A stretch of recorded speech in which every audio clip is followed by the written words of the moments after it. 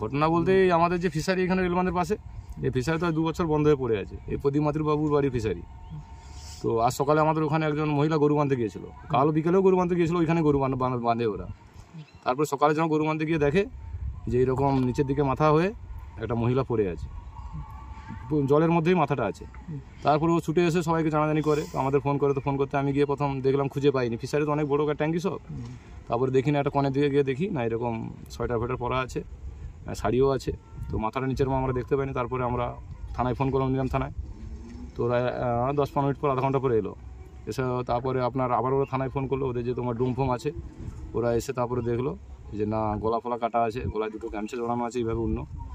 তারপরে প্রথম কথা কি, যেভাবে নিঃশংসভাবে খুন করেছে ওরা, মানে সে কথা বলা যায় না। হাত কেটে দিয়েছে, চোখ, এই চোখটাকে উড়িয়ে দিয়েছে, দাঁত পুরো থেতিয়ে দিয়েছে পুরো এইভাবে। তারপরে তো আমরা পোস্টমর্টমের জন্য কিছু সময় আগে থানা নন্দীগ্রাম থানা থেকে লোক এসে সব নিয়ে গেল। ওনাকে জানা যাচ্ছে এখনো পরিচয় বলতে জানা তো যাচ্ছে এখানে স্থানীয়, আশেপাশে স্থানীয়ই হবে, যেটা আমাদের সম্ভব। কিন্তু এই যে মুখ খুলে গেছে, তো এবারে জানা যাবে কাদের মেয়ে এখান থেকে, মানে এই মহিলা কাদের বাড়ির বউ আছে। যদি ওটাই যদি ও তো আসেনি, কেউ দেখতে পাচ্ছি না ওই মহিলা, আমাদের একটা সন্দেহ হচ্ছে পাশাপাশি এইখানেই। হ্যাঁ দেখে মনে হচ্ছে, চিনা আছে না ফুল, দেখেছি তো বটেই। আমরা এই রেলবাঁধে কাজ করি, সব 24 ঘন্টা রেলবাঁধে ডিউটি করি, দেখেছি তো বটে। এখানে স্থানীয় মহিলা, বাইরের নয়। 2টো গলায় গামছা দিয়েছে, এই হাতটাই কেটে দিয়েছে, ঠিক আছে। তার চোখ, এই চোখটাই কেটেছে, এখানে পুরো ইট ফিট দিয়ে যাই হোক দিয়ে থেঁধে দিয়েছে, পুরো একবার দাঁত গোটা থেঁধে দিয়েছে, পুরো একবার থেঁধে দিয়েছে। আশা করি স্থানীয় হবে, বাইরের হবে না। বাইরের এখানে সাহস পাবে না আসার জন্য। কি মনে করছেন এই খুনের পিছনে? এটা তো মার্ডার করা হয়েছে, এবার সম্পূর্ণ মার্ডার করেছে। যেভাবে মার্ডার করেছে, এটা যেভাবে মানে মেরেছে, এটা মার্ডার।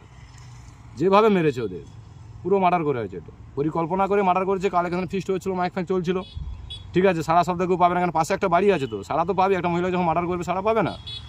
এখানে কাল ফিস্ট, বড়ই ফিস্ট হচ্ছিল, 2টো JBL বক্স চলছিল 2 সাইডে, ওই সুযোগটা কালকে এবার পুরো পেয়ে গেছে। কোনো পারিবারিক বা হ্যাঁ পারিবারিক, রাজনীতি না, এটা পারিবারিক, কোনো রাজনীতি নয়। কোনো রাজনীতি বলে আমি মানতে চাইছি না।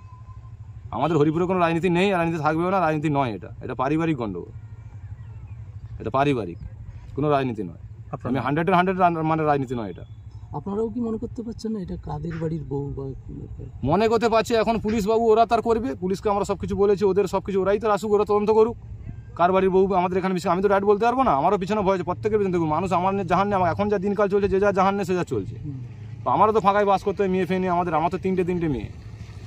এই জন্য আমরা কিন্তু পুলিশকে বলেছি আমরা, ওরাই তার করবে। এবার কী করবে না করবে ওরাই খোঁজ করবে, ওরাই খোঁজ করবে। আপনার নাম? আমার নাম দীপক মাইতি, সবাই দীপক ডাকে। বাড়ি আমার এই হরিপুর, শাহপুর রেলগেটের পাশে।